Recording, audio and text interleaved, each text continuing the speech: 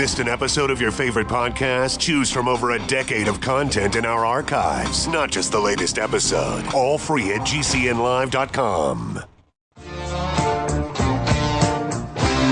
This is your call to action. Get prepared, America. Economy, survival, energy, disasters. This is USAPrepares.com. Informative radio, educational radio. Interact now by emailing instructor@USAPrepares.com or text at 434-390-7953. Class, please take your seats. Now, your instructor, Vincent Finelli. Everyone all set, cocked, locked? Here we go. Your dial set correctly to USA Prepares. We're delighted you're in class with us, and let me give you the number. Andy is engineering the broadcast in Minnesota. He'll answer the call. 866-582-9933. 866-582-9933. Dr. Shealy's with us. Dr. Shealy, are you blissed? Yeah. Yeah, me too. Hey, Dr. Shealy, I wanted, I was thinking about that post that I sent you a link to last night. You know, I was reading about the Chinese space station that they had lost control of, and it was going to crash to Earth, and they knew that it would hit the Earth, but they didn't know where. And the reports were, don't worry about it. It's okay. The chance of it hitting you, or in the millions or billions or trillions to one. So don't worry about it. And I thought, you know what? Who are these people that put these things up in space? And we know what goes up must come down, or at least burn up on the way down, or at least partially burn up on the way down. And I was kind of frosted. And I was thinking about the littering that goes on and along the highways and byways and people shooting off the road. So I decided to put a post on USA Prepares, and I sent you a link to it. Did you get a chance to see that? I did. I sent you a note. I saw that. So class, here's what it says. So this is a post on USA Prepares, if you want to see it, USAPREPARES.com. It says, no littering. Fine, $10,000 to $1 million. We strive to keep it, and I'm not kidding, we strive to keep it clean and safe for our animal family. This includes space junk. So it says, if any litter is found on our farm, those responsible are subject to fines of $10,000 to $1 million. This includes cans, bottles, balloons at $10,000 per piece, and space junk at $1 million per piece. All litter will be held as evidence. Poaching, road hunting, and trespass fines are $10,000 per incident per person. Signed, Vincent Finelli. And I mean it. Because if our government, if our government corporation can do it, I can do it. So I've decided that I posted it now. It's available worldwide, so that anyone can see it. And I mean to uphold that. So if any space junk had landed on our farm, I would collect it, I would confiscate it, I would secure it, and the only way that it could be released is upon payment of $1 million per piece. Hey, I hope it lands on an obscure part of your farm. Well, I'll tell you what, I would trade that $1 million per piece to land in other selected places. If those pieces were big enough. Yeah. So, what is it? I don't know the exact number of tonnage, but it's in the thousands of tons of stuff we put up there. We have totally littered 22,000 miles up the area for geosynchronous orbit. So there are so many pieces of candy wrappers, and literally, I mean, from the spacecraft up there, they just jettison that and just floats around. And why would they? Well, how could somebody be so stupid as to just do that? They just think, oh, it'll be okay. That's an expression we have here in Missouri, in our neck of the woods. It'll be okay. What that means is there's no hope, no chance, no possibility of it working. So what do they say? Oh, it'll be okay. Like riding on a ball tire with a hole in it Oh, it'll be okay. Oh, Vince, I love you. Love you too, Dr. Shealy. So I had a question for you. I was talking to Andy, but let's first ask you, what's new in the world of Dr. Norman Shealy, medical doctor? Well, interestingly, within another week, I ought to have the results on 3 months of the scalar on my telomeres. I just can't wait till December. I can't afford to do everybody at 3 months. But it should have grown. If it's grown 1%, then we know it's going to work. Yeah. And I just had to do it. So yeah, when I get that result, you'll know. Oh, I can't wait to hear that. So what we're talking about is the scalar energy device that Dr. Shealy and Lou Cassidy have designed and engineered and manufactured. And I have one here. It's running 24/7 at the farm. And it's a device that, if I were to describe it, it would look like a picture frame, clear on both sides, plexiglass on both sides, electronic circuit board in the middle that you can see with sapphire crystals on the front of it. And there's a light to tell you that it is pulsating at it'll tell you the frequency it's pulsating. And you can measure it with a meter, like a tri-field meter, that you can measure the bursts of energy. Very low power, and we have it in the bedroom, and it's aimed at us. So we're getting about 8 hours a day, unless we're in the room and we get more of this scalar energy, to see how it affects the growth of our telomeres and seeing if we are getting younger by the growth of our telomeres. That's what we're doing. And Dr. Shealy, how many of us are in this study? 12 people. 12 people. Okay.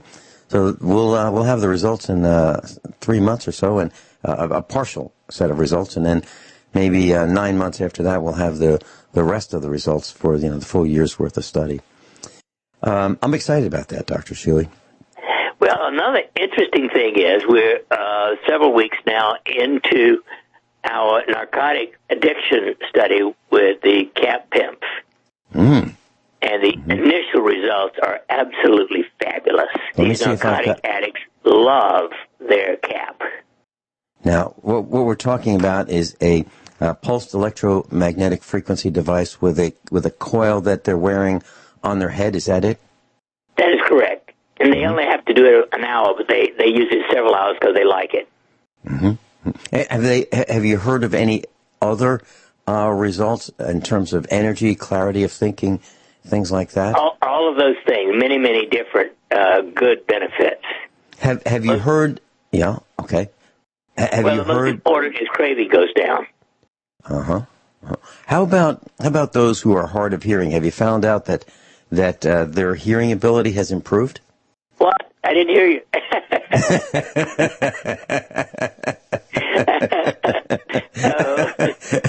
No, I'm being really serious, because my mom, my mom was using it, and she had difficulty hearing me from across the kitchen.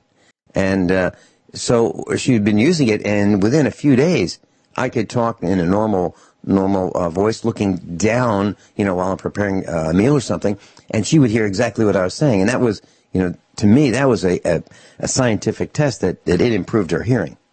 That is amazing. I guess I should be wearing it right on my head. well, my mom's hearing degraded over the years, and her father's hearing degraded over the years too. But of course, back in the 80s, we didn't have in the 70s, we didn't have this device that you've invented. But I think it might be worth an informal test to see if it happens, to others as well. That's why I mentioned it. Wonderful. Dr. Shealy, I was talking with Andy, our engineer, before the broadcast, and I mentioned that one of the things I wanted to chat with you about was nightmares. And Andy mentioned that there seems to be a correlation between sugar before bedtime and nightmares. And he said that, he's aware of parents saying on Halloween, hey, don't eat too much sugar because, don't eat too much candy because it'll give you nightmares. I said, wow, I've never heard that. That's new to me. However, I think that there is something that correlates, or there is a correlation between sugar and nightmares. Sugar just before bedtime and nightmares. Is there such a thing? Well, it sounds reasonable. I have not seen that, but I wouldn't be at all surprised. I mean, sugar's bad any time. Let's face it, it is the original, first in history, artificial fake food. You know, sugar cane would be okay if you ate the whole cane. But when you take the sugar out of it, you got rid of the fiber and you got rid of the vitamins and minerals. So basically all you've got left is poison. Well, so I wasn't sure if that were something that had been studied medically or not, but I can tell you that our son, you know, I mentioned to our son that I was having some nightmares, and they're really strange, and I'll go into it in just a minute. And he said, yeah, Dad, I have too. And he said, I found out that I used to eat these tutti frutti hard candies, you know, just before bedtime. And he said he had nightmares. And then he stopped it, and the nightmares stopped. So what's been happening to me is I will be in these very strange situations, in these nightmares. And they will last here you for... go. Yeah. According to Mayo Clinic, a child's blood sugar level may influence dreams. The blood sugar becomes low during sleep. A condition known as diabetic hypoglycemia can occur. And if you eat sugar, then you get a rebound often.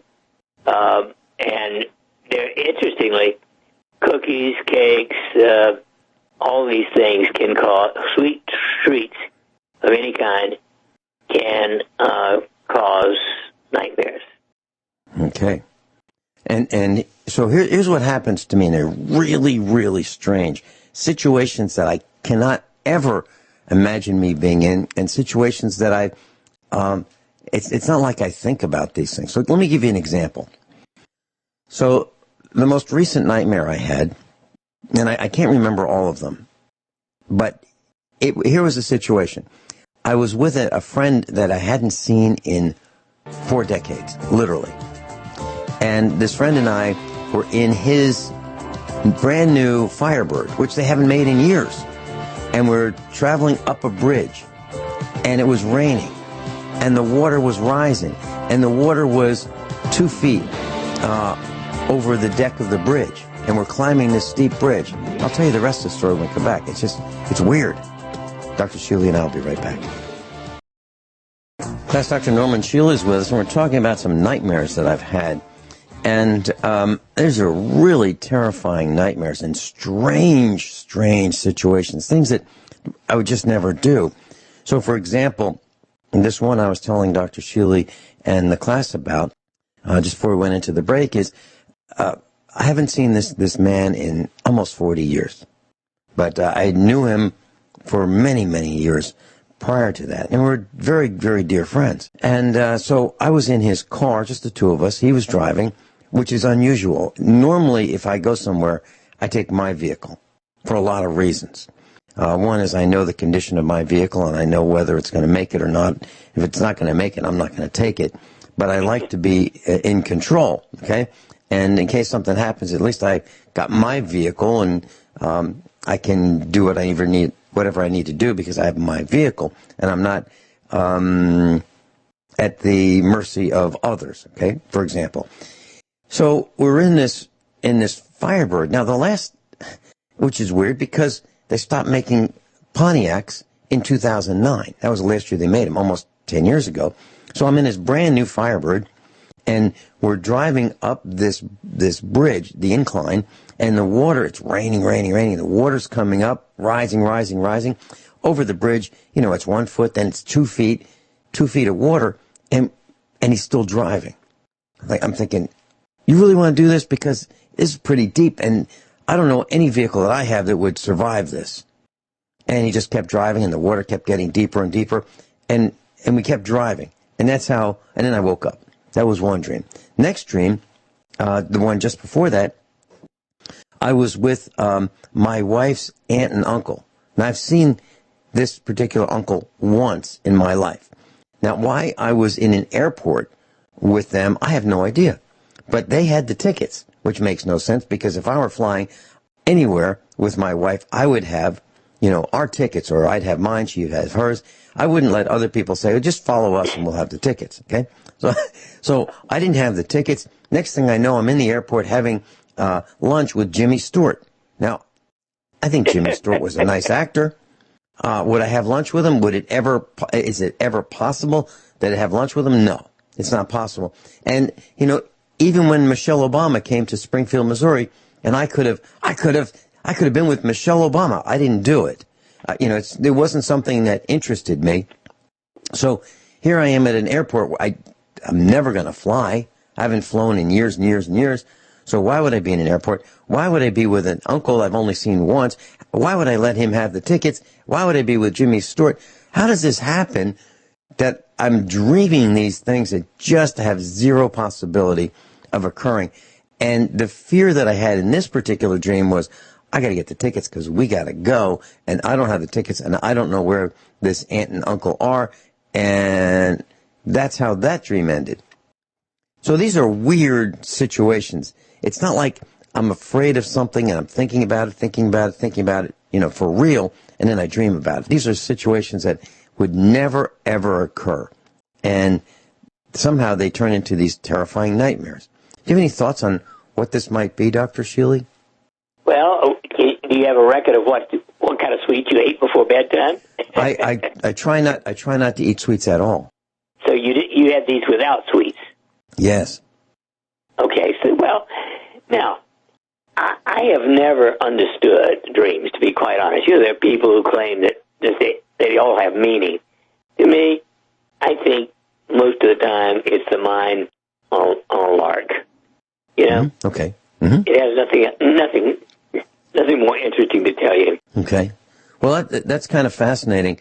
But what was really weird about this is if I had a lot of extra time, all the time in the world to just think about weird things, this would never happen.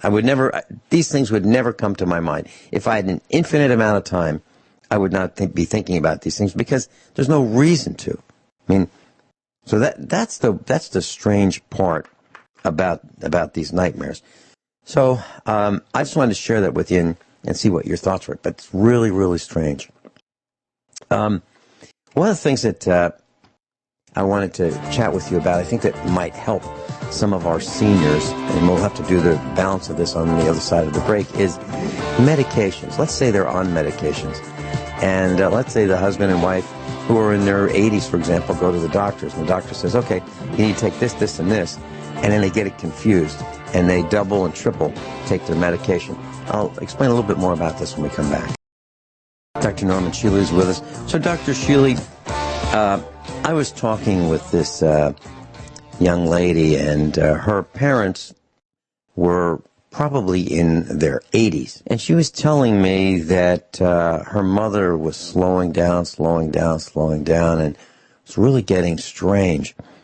And so she said, well, let's look at these prescription pills that you've been taking, these medications, and let's figure out what's going on. And so she found out that her mother was taking one of these heart medications in the morning, one with lunch, and one with dinner. And she traced this down to doctor's appointments where the husband and wife would go together, and they're both in their 80s. And I'm imagining it went like this. So the doctor said, okay, I want you to take one of these per day. Well, at breakfast time. The next doctor's appointment, he might have said, I want you to take one of these per day. Well, when should I take it? Well, take it with lunch. Okay. And then next doctor's appointment, I want you to take one of these a day. When should I take it? Well, you can take it anytime. Or you can take it with dinner. So then the husband was arranging that pill, that weekly pill dispenser that says Monday, Tuesday, Wednesday, Thursday, Friday, Saturday, Sunday, and putting, in the 3 compartments per day, one of them in the morning, one at lunch, one at dinner time. So instead of taking one per day, she was taking one 3 times a day. And so she was overdosing herself, and she was really getting slow. Now, what I'm trying to draw a picture of is, I think that this is not the first person that this has happened to. I have a feeling that this can happen to many people. And is there a way that you've come up with to prevent this, Dr. Shealy? Or is there a way that you should have doctors review the schedule of medicines?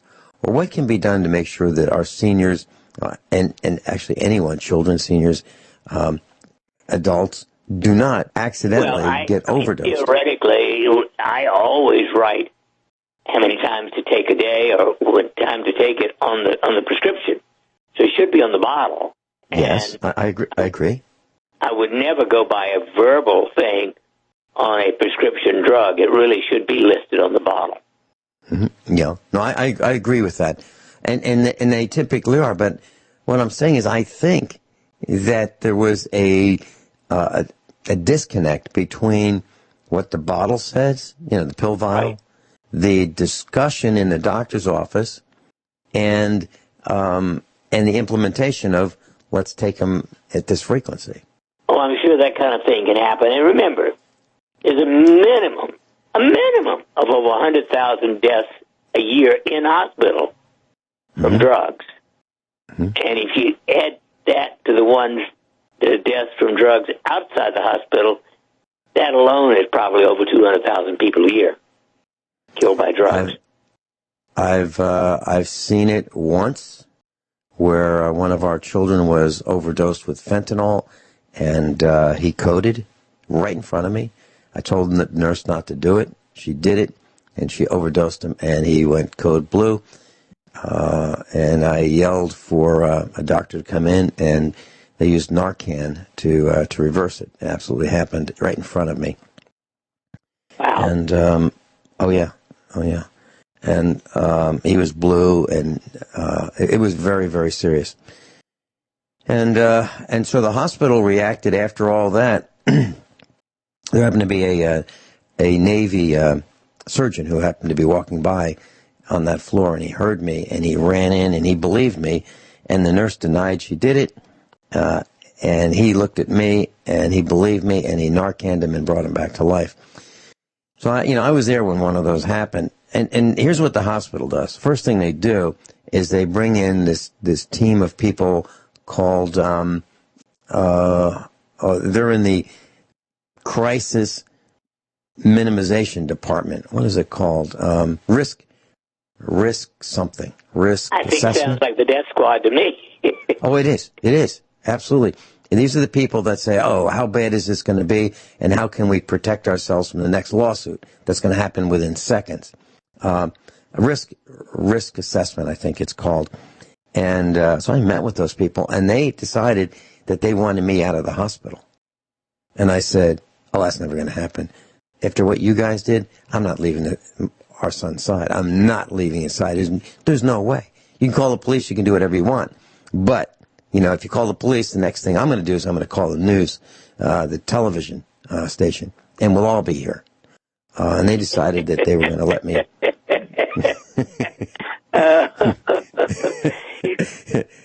Yeah, I've been like this. Yeah, I've been like this for a long time, Dr. Shealy. But anyway, he was in intensive care for several days, and Mrs. Finelli and I slept in his room. And they said, you can't do it. And we said, you're not serious. We don't trust you as far as we can throw a piano. And by the way, that was a term that my father used, the piano. So we stayed with him until they got him turned around. And I made them rewrite the hospital procedure regarding fentanyl so it wouldn't happen to others. And discussing strange things, Dr. Shealy, which is, I guess, what we've been doing. There's this judge in Long Island, New York, and there's an article on ABC News. Okay, so this is mainstream news. So this Long Island judge was arrested because police say that he repeatedly broke into his neighbor's home, which is burglary, right? So he repeatedly broke into his neighbor's home and stole her underwear. Now, he confessed. That's an odd, not quite pedophile, but pretty odd. Yeah. So here's what I'm going to read. This is Eyewitness News, ABC7NY.com, and the article was Friday, March 30th of 2018. East Islip, Long Island, WABC.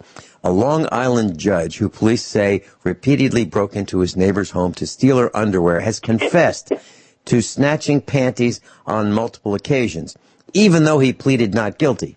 Now, this guy is a Suffolk County District Judge, Robert Shealy, and he's been removed from the bench and he's facing 15 years in prison. So the judge is a married father of 3 young children. He's accused of sneaking in to a home across the street and stealing the underwear of a 23-year-old woman who lives there with her parents. He reportedly knew the girl from when she worked as an intern at the Islip Town Attorney's Office when he used to work there. So this guy broke into their house, stole her underwear, and the authorities caught him with underwear in his possession. And so he's been arrested. He's been arrested. So I guess there are several points here. One, how can we trust people who are sitting on the bench who have these diseases? I mean, what the heck is wrong? This guy is a repeated underwear thief, okay? And he only seems to want ones from the hamper. He doesn't want the ones out of the washing machine. He wants them from the hamper.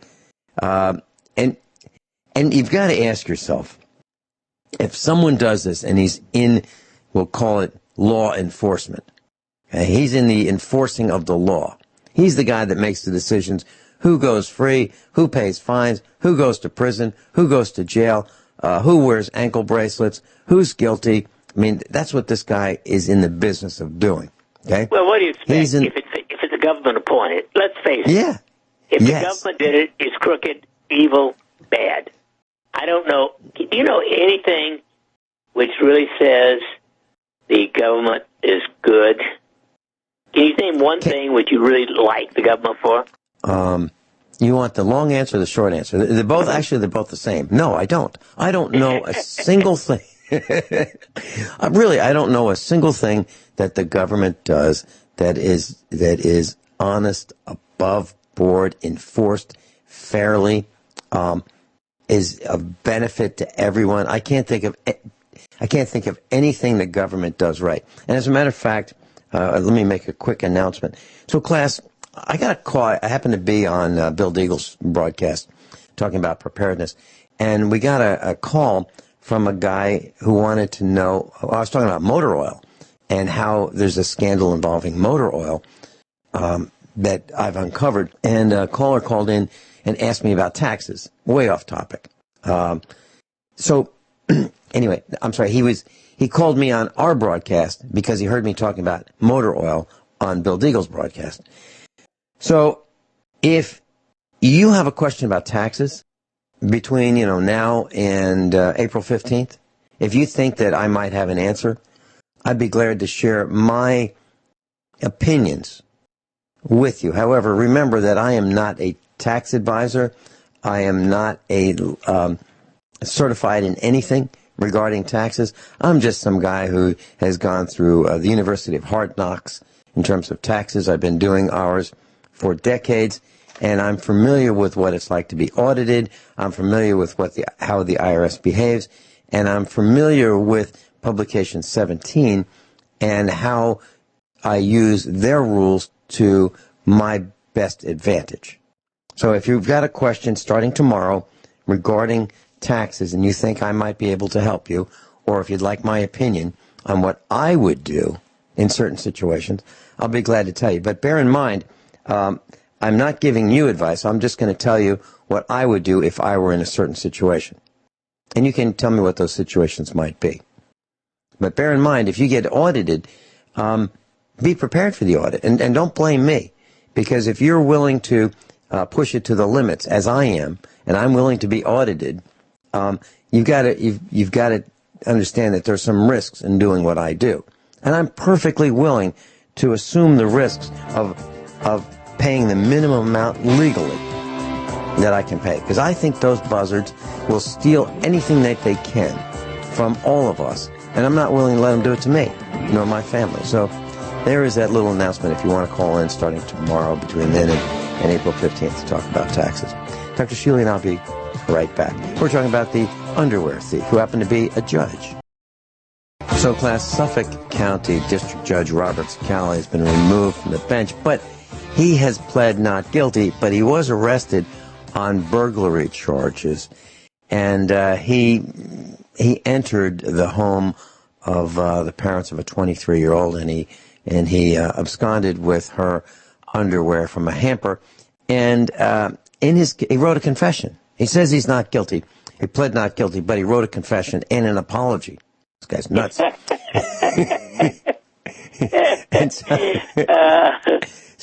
So here's where the medical part. That sounds like a nightmare itself. Yeah. So this guy, a judge, in his confession, he said he stole the underwear upon feeling urges, and he admitted on several occasions that he entered the home, opened her hamper, and took her underwear. So this guy is a judge. Now, what do people say about this guy? Well, according to this article, his reputation throughout the court is stellar. Defense attorney William Wexler said, every judge, every lawyer respects him. And we just have to see how this process plays out. Now, they hope they can do as good as he did. Can you imagine? And then they say he is a graduate of St. John's Law School. I guess that would be a Christian law school, St. John's Law School. And he's a former legal aid attorney and a former Islip Town attorney. He was elected to the District Criminal Court in 2016. He's a family man. He's always outside playing basketball with the kids. That's the quote. Neighbor Jay Marcio, I don't even know how to pronounce this guy's name. He's always jogging, and he's friendly to everybody in the neighborhood. This guy is like the epitome of a nice guy. But he's a burglar, and he's sick, and he's a judge. Can't all be perfect like us. I've never read anything like that, but I guess the point I'm trying to make is I don't trust, you mentioned the government not being able to do anything right. Here's just one more case of a sick puppy in charge of our destiny. And I would not want to be in court under the gavel of this guy who's obviously got some problems. Now with this, Dr. Shealy, is this kind of like a syndrome, a disease? What would a psychosis? What would you say is? How would you term this? I consider it a psychoneurosis. Psychoneurosis. Neurosis, and then there's true psychosis, and then there's the in-between sickies that are called psychoneurotic. In other words, they're not quite crazy; they're only half crazy. Okay. Well, I certainly would not want this guy to be my neighbor. And then, when he's done with this process, if he's convicted, how can he live in that same neighborhood? I mean, are people going to add an extra lock to their doors? Are they going to add I mean, and what has he done to the value of that neighborhood? The realtor comes by and the new customer for that realtor says, wait. Isn't this the neighbor? Hey, doesn't the attorney live and the lawyer live? A new ad. We have a stinking house. If you like soiled panties, you can get this one extra free. So this guy has devalued the properties in his neighborhood. So I think that those who live there might also want to pile on the suits because of the diminished value of their property because of this sick judge's actions. And the headlines say, Suffolk County District Judge apologizes, admits he's serial underwear stealer. Eyewitness News, ABC 7. Dr. Shealy and I will be right back. Dr. Shealy, Stephen Hawking said, quote, "I'm an atheist," end quote. Very interesting. And the Pope said there's no such thing as hell. Can we talk about that and spirituality and what your thoughts may be when we come back? Of course. Okay, here we go. Dr. Shealy's with us, Dr. Norm Shealy. NormShealy.com. And if you're interested in the bliss oils that I use, NormShealy.com. And if you'd like to consume his youth formula, as I do, NormShealy.com. We'll be right back. Everyone all set? Cocked? Locked? Hour number 2 of USA Prepares. Dr. Norman Shealy's with us. And I mentioned the last hour that Stephen Hawking said before he died that he was an atheist. That's one statement. I'd like to share with you a little story that of a time I spent with a priest, Father Bob, in Virginia. And so he was in our driveway of our house. He came to visit us, and he was a young guy. He was probably in his late 30s. And I said, "Father Bob," and I knew him quite well. He was a priest at a Roman Catholic church in the area. And I said, "Father Bob, is it possible that God is an alien? He left us here as an experiment," and he said, "You know what? You can have free will. You can do whatever you want. And I'm going to show you some things, teach you how to do some things. I'm going to give you everything you need. I'm going to give you everything you need to survive and thrive, and it's up to you. I'm not going to tell you everything, but everything you need is here. Some things will be ready to use just as they are. Others you'll have to combine. If you want to make new things, you'll have to figure out how to do it. You'll have to combine ingredients that are all here. You've got everything you need. Some I'm going to tell you. The rest you're going to have to figure out for yourself. And I'll be back later to check on you to see how you're doing, how you're getting along with, friends and neighbors. And we'll see how it goes." And so I mentioned this to Father Bob. And his response, and I'm paraphrasing, was, "Wow, I've never thought about it like that." So there you have Stephen Hawking saying that he was an atheist as a premier scientist, one of the brightest people who's ever lived on the planet. And you have my question for Father Bob. And now I'm not, class, I do believe in a supreme being. So please don't think that I'm an atheist. I'm not. But I've got a lot of questions. And another question I have is, has religion over the years been used as a tool by the hidden hand to manipulate the rest of us? You always answer your own questions. I'd love to know your opinion. And if you want, we can throw in Rodrigo Borgia, he changed his name, and he when he was Pope, and he called himself Pope Alexander VI of the Holy Roman Catholic Church, as he would like to have said it. And he was a murderer. He killed lots of people. He burned them at the stake. He burned his enemies at the stake. He sawed them in half, or he had them sawed in half alive, hanging upside down. I mean, these were some pretty ruthless times for the Holy Roman Catholic Church. And I'm wondering if religion is used as a tool to coerce us, to threaten us, to alter our behavior, to steal money from us. And I can go into another piece, but about this prominent Houston pastor, Houston, Texas, who was indicted on charges of defrauding investors. We can talk about that in a minute. But what I'm saying is, Dr. Shealy, what are your thoughts on spirituality, the manipulation possibly of us by the hidden hand, the wealth that is gained by the churches and pastors based on fraud? What are your thoughts about all this? All of the above. In other words, there's no question, throughout the 2,000 plus years of the church, there has been times when it was unbelievably evil and cruel and damaging, and yet there are always exceptions.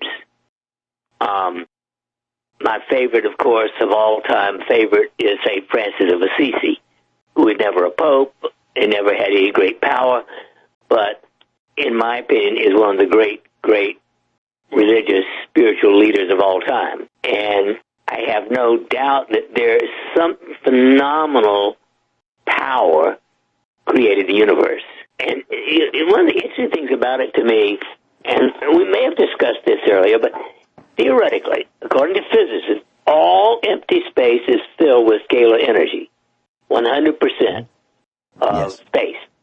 Now, and yet, it's everywhere, and according to Bill Tiller, a physicist, in a piece of that empty space the size of a helium molecule, the smallest physical thing I know, there's enough energy to boil the ocean. Now, to me, that suggests that the empty space is filled with this power that I would call God. I don't know how I don't know why it's there waiting to be tapped, but that's what scalar energy sounds like to me. And anything that powerful would fulfill my criterion of what God, the creator of everything, is. Mm-hmm. So, from what I believe I heard you say, Dr. Shealy, you and I both believe that there is this power that we call God, or we call the One, right? And and that there has been exploiting of the One by people who pose as brokers to access the One or the God. And a perfect example is Constantine. Mm-hmm. I mean, Constantine, the evil dictator of Rome, created, or had created, if you will, in 325, the New Testament. And he had thrown out anything that he felt might, make people too broad-minded, like reincarnation. He felt that if they allowed another chance, he couldn't control people as well. And he himself was not, quote, converted or confirmed in the Christian religion until his deathbed. But even after he had created the New Testament and the Catholic religion, he refused to be confirmed, so that he continued raping, killing, murdering until he died, and on his deathbed that he converted. I mean, that's the ultimate in significantly worse than the judge who stole panties. Mm-hmm.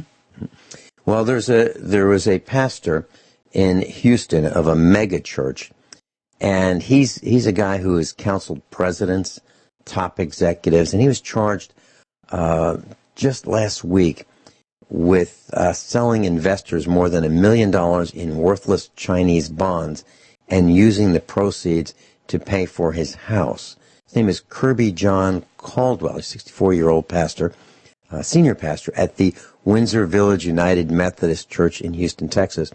And it's one of the nation's largest Protestant churches, about 17,000 members. And he faces wire fraud and money laundering charges in connection with the sale of these worthless historical bonds, mostly to elderly investors. So here we have a mega church pastor involved in a major fraud. And who was he involved with? Well, he was an advisor to former presidents, including George W. Bush and Barry Soetoro, also known as Barack Obama. So I'm very concerned, and here's the stand that I've taken, class, and some of you may forever leave our class, and I'm sorry if you do that, but this is my belief. I believe in God, but I do not believe that I need to go to a certain place at a certain time and do certain ritual, ritual type motions in order to be a good person and in order to obtain all the benefits that life and maybe an afterlife have to offer us. I believe that I can talk to my God whenever I want. I don't have to wait till Sunday at 10 a.m. I can do it right now. I can do it during the break.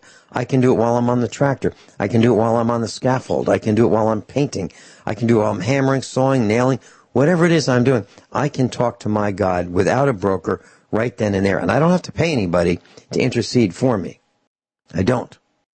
Well, I'm with you all the way, Blue, because to me, the whole concept of spirituality is one's relationship with what we would call the divine. And to me, the divine is the miracle that is greater than any human being.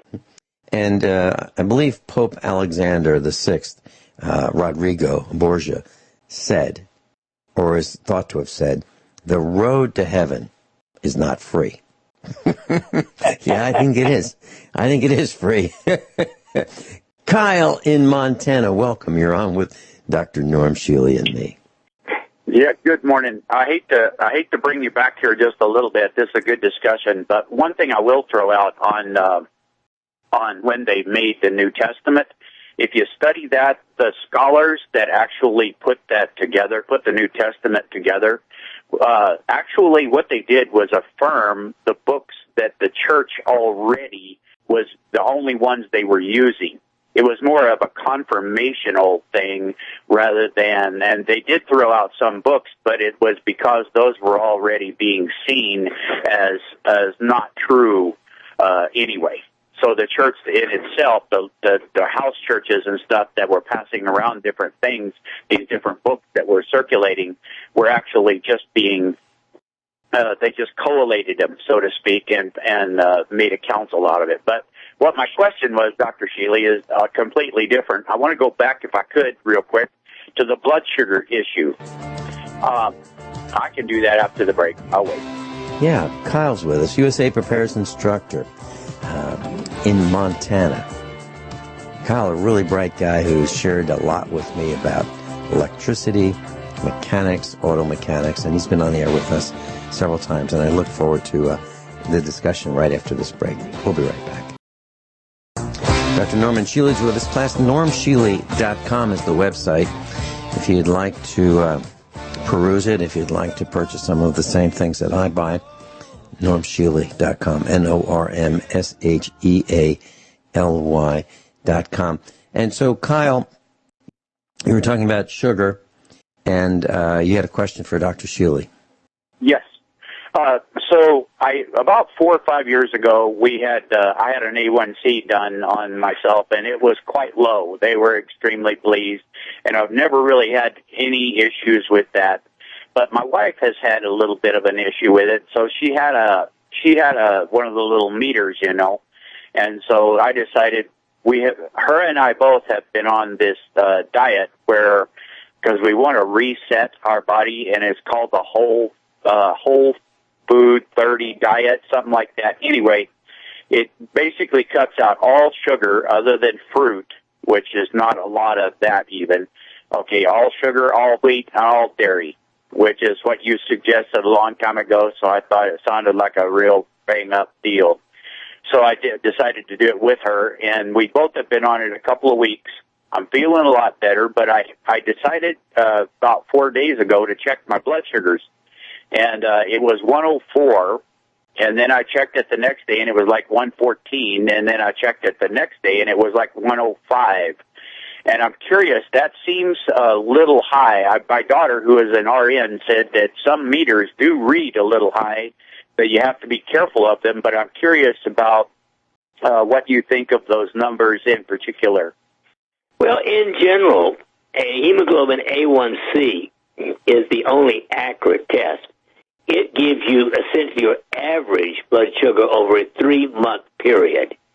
And even there, I've seen a hemoglobin A1C, let's say at 5.6, to say average blood sugar is like 105. And so a fasting blood sugar that's, just a little bit above 100 is almost certainly not an indication of a problem. Okay, excellent.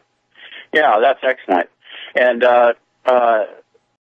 so if it would behoove a guy, though, if you are I'm thinking to myself now, it would behoove me to, if I am running a little over 100 consistently, to pretty much just stay with something like this diet or a modification of it for good. Wouldn't you consider that wise? Absolutely. Sugar itself, the thing is sold as table sugar, which comes from either sugar beets or sugar cane, is truly not a food. It is a fake poison. But why is it that dairy affects people so bad? I mean, because you hear, wheat, dairy, and sugar. Cut those out. So why is it that dairy is kind of a problem for people? Well, actually, there is a huge number of adults cannot actually digest lactose, milk sugar, and then that can cause the problems.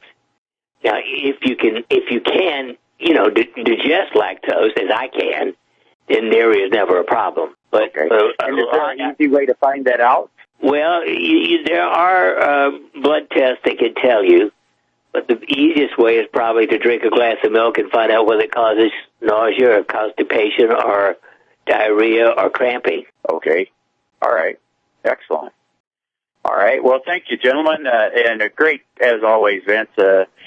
Thank you, Dr. Shealy, for being on here every week with everybody, by the way. It's just amazing that you're a super brilliant guy, and I really do appreciate all the work and stuff that you do, and then you just come in and share it with people, and that it's just a real good, generous spirit. And I have, other than St. Francis of Assisi, I'll leave you with this. When the Romans were writing about the early church, a lot of the Roman statesmen, they said, these people are amazing. He said they not only take care of their own, they're taking care of our sick and our starving as well. So, I mean, the church started out really well. It's just that, we're all fallen human beings, and it tends to be powerful people tend to rise in things and mislead, and they are corrupted as well. It's like, there's no perfect person, Yeah. All hey, right, Kyle, thanks so much. Thanks so much for being with us. You bet. Bye. Yeah, well, Dr. Shealy and I'll be right back right after these few short commercial announcements. Dr. Norm Shealy's with us, normshealy.com.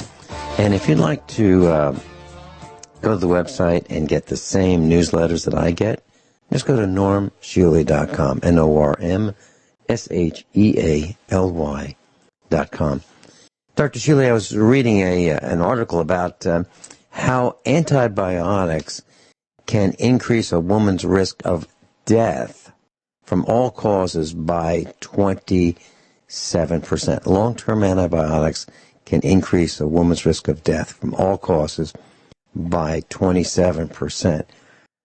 What are your thoughts on that? Well, I don't even like short-term antibiotics, let alone long-term. And personally, they can kill you even short-term, and occasionally they save lives.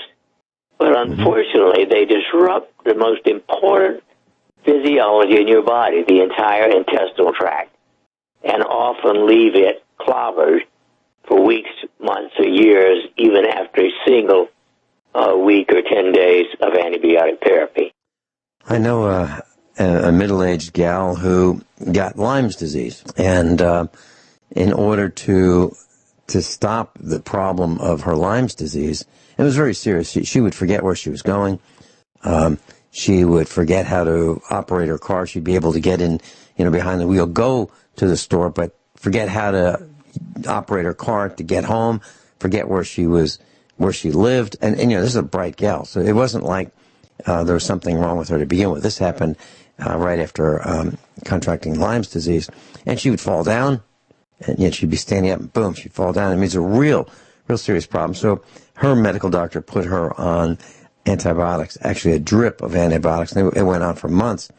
And I was thinking, wow, how does one reverse the detrimental effects of killing the gut bacteria, if you will, the digestive bacteria in one's body? How do we reverse that? Well, from my point of view, it's intravenous vitamin C in a Myers cocktail, but it does take some probiotics as well. And properly done, we can reverse it in about 85% of people. Okay, so the Myers cocktail, the same thing that I've had from your office, can reverse the gut flora along with probiotics? Right. It actually helps the immune system do its own job. It strengthens the immune system. What about just taking your youth formula, which is a gram of vitamin C plus MSM? Would that be beneficial for someone who can't get to your office for a Myers cocktail? Well, we're talking about 50 to 100 grams versus 1 or 2 grams, depending on how many of the youth formula you take. And most people's gut will not tolerate more than 5,000 milligrams of vitamin C. It causes diarrhea. So if you've got a really serious problem, unfortunately, the oral will not work. Okay. Well, as you know, I take 6 of your youth formula a day. I spread it out, and I do not have any, problems with my gut. It works fine for me. 6,000 milligrams. Some people tolerate up to 10,000 milligrams or 10 grams, but others get diarrhea at 5 to 6. So we all have our own tolerances. Is there any downside other than the diarrhea or maybe intestinal cramping with taking too much vitamin C? I mean, can we really hurt ourselves? No, not that I know of. As long as it doesn't cause diarrhea, no problem. Okay. I was wondering what your thoughts are on one of those hot sauces, those red, like Crystal or Frank's, or those sauces that we may put on if we have potatoes, not fries, but cut up potatoes, and we've heated them, baked them, and we want to spice them up a little bit. What are your thoughts on hot sauces? Is that damaging to our gut, or is it a good thing, or is it neutral? Well, again, it's individual. Personally, I kind of like a little bit of hot, but if it gets to moderate or severe, my gut will not tolerate it. Now, interestingly, in Jethro Close's book, Back to Eden, I consider that the Bible of herbology. He devotes more time to cayenne pepper, the hot pepper, than any other single item, how good it is for your overall health and immune system. But there are guts that won't tolerate it. So what does cayenne pepper do that's beneficial? So if someone can tolerate it, what would be the positive effects of adding additional cayenne to one's diet? Improved digestion and improved immune function, the two top notches. Okay, and would that be with one of those sauces like McElhenney's or Crystal or Frank's, which has vinegar in it? Would it still okay? Because one of our boys buys one of those jugs of hot sauce by the quart. And every once in a while I'll look across the table and he'll just be kind of red in the face, and it's like, I think I overdid it a little bit. But literally, he buys it by the quart. I probably haven't eaten an ounce of it in 85 years. Well, that brings to mind the next question I have for you, and that is tomato juice. My dad, I'm thinking back in the 60s, my dad loved tomato juice, and he would, it would come in a can, and he'd wash off the lid of the can, use a can opener, pop it, and put it into a jar, and then in the refrigerator it went, and then when he had the tomato juice in a glass, he would add a little bit of lemon juice to his tomato juice and a little bit of black pepper. What are your thoughts about drinking tomato juice, maybe every day? Is that a good thing, bad thing, or neutral? Most people good. Cooked tomatoes have some of the best antioxidants of any known food, lycopene, lutein, etc., and those are improved in the tomato when it's cooked. So tomato juice is an excellent antioxidant. Okay. What about V8? The old commercial, I could have had a V8, which would be tomato juice plus celery plus some other juices all blended together. I happen to like the taste of V8, but is it okay to drink V8 a glass a day? It's also, the tomato base, but all the others add more antioxidants in a variety. So it's actually, of all canned juices, it's one of the best. Mm-hmm. Now, one of the things that I do as one of the protocols for me is I add oil of oregano to tomato juice and a little bit of black pepper, and I'll have that, maybe a few ounces of tomato juice a couple times a day, maybe 3 times a day with some oil of oregano mixed in. What are your thoughts about that, Dr. Shealy? Excellent. Again, excellent. Okay. All right. Next question I have for you is not necessarily about medicine per se, but it's what could be the results of turning over decisions that we normally do to machines. And here's an example. Tesla has a vehicle, and you can go into autonomous mode, partially autonomous mode.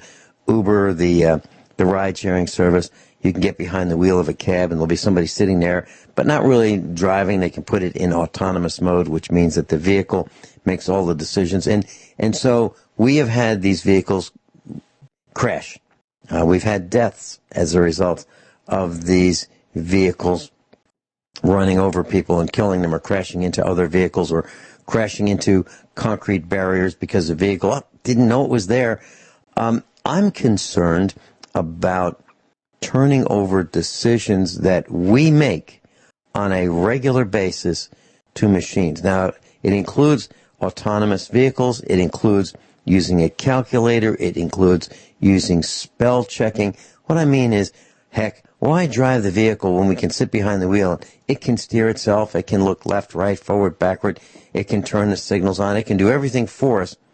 And as we turn over more and more of our duties and responsibilities to machines, including being a cashier and having to know about how to make change, we don't have to do that anymore. As we do this, will humanity become less intelligent, and will we ultimately lower our IQs as a result of doing these kinds of things, Dr. Shealy? Yes. In your opinion? I consider it the epitome of stupidity. Okay. Well, I think that I can't really prove this for sure. But when I lived in Virginia, I spent a lot of time, when I first started farming, I spent a lot of time with the animals and raising cows and the animals and farming. And I didn't have a lot of contact with people. I mean, I did, but not as much as I used to. And when I worked for a bank, I would see people all the time. And I'd be in conversations, design conversations, discussions. And I noticed that when I became a farmer and I just talked to animals, my vocabulary decreased. Instead. But you moved so well. Well, I was just going to say, my vocabulary almost devolved into, come on, calling the cows. And so I literally found that my lexicon got smaller. And it wasn't until I started talking with people more and more and reading, getting back to my old reading level and those kinds of things, that my lexicon came back. But what I found was, if I didn't use it, I was losing it. And is that a common thing, or is that unique to me? Common. There you go, class. So here you have it. Use it or lose it. That means read. We'll be right back. Dr. Norm Shealy is with us, medical doctor, broadcaster, and you can find him at normshealy.com, NORMSHEALY.com. Dr. Shealy, would you like to give out the contact number should someone want to visit the Springfield, Missouri village and set up an appointment with you and see you in person? 351-5221. Now, I want to particularly mention anyone who's got painful diabetic neuropathy, that is, numb, painful feet. Please contact us. There's a free treatment for it going on right now with a research project that is one of the most important we've ever done. Okay. Is 417-351-5221? Yep, you got it. 417-351-5221. And that is the telephone number of Dr. Shealy's clinic in Springfield, Missouri. And he practices with Dr. Sergey Sorin, MD, as well. So if you're in the area, or if you'd like to be in the area, that's the number to call. And Dr. Shealy, I saw in your parking lot at your clinic in Springfield, Missouri, an RV. And a gentleman and his wife, I believe, spent almost a week with you. They came in from out of state, and they were so interested in what you were doing and your therapies that they spent a week with you. So is that something that is possible for others if they are out of town to come in with their... Yeah, we have what we call an intensive program where they get 40 hours of treatment in 1 week. And that's for people, who've got a lot of problems, but it's a fun thing to do. There you go. So, class, one more time, the number is area code 417-351-5221 in Springfield, Missouri. Dr. Shealy, blood types. What are there any differences that you've determined over the years in blood types? Are some seem to be more advantageous than others for a person in terms of health, in terms of IQ, physical stamina, or isn't there much difference at all? Well, in general, we all are unique, but I have not seen a disease preference, if you will, for one versus another. Yeah, that was my question. Do diseases prefer one blood type or RH factor over another? So the answer is no? No, not that I've been able to tell. This one of the most stupid books ever written was Blood Types and Diet, claiming, that you must eat this, that, or that. That's the greatest nonsense I've ever heard in my life. Interesting you say that. I just bought that book to see what it had to say. I have not read it yet, but Eat Right for Your Type, I think, is the title. Right. Mm-hmm. Well, it insists that I, as an A positive, should be a vegan. And I can tell you that I tried that once back in the early 70s and almost died. And I consider vegan diet the most stupid for all human beings that I know. Well, okay, so for those who are intent on being a vegan, which means eating no meat whatsoever, correct? No meat. Yes. Okay. What harm could a person do to oneself by totally avoiding meat? Well, they can have severe B12 deficiency, which can kill you.